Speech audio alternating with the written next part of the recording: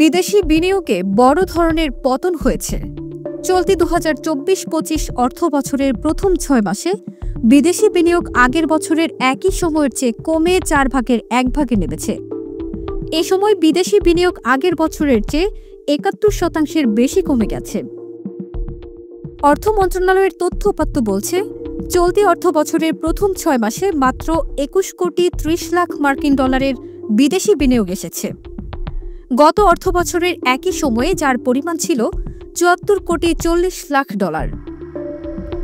বেসরকারি গবেষণা প্রতিষ্ঠান সেন্টার ফর পলিসি ডায়ালগের সম্মানীয় ফেলো মুস্তাফিজুর রহমান বলেন, ব্যবসা সহজ করার ক্ষেত্রে আমাদের প্রাতিষ্ঠানিক দুর্বলতা আছে।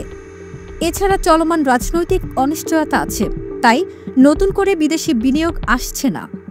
এখানে যেসব বিদেশি বিনিয়োগ করেছে তাদের বণ্টিত মুনাফা আবার বিনিয়োগ করছে, যেখানে দেশের ভেতরে বেসরকারি খাতে ঋণের প্রবৃদ্ধি মাত্র ৭%, সেখানে বিদেশি বিনিয়োগ আকৃষ্ট করা কঠিন।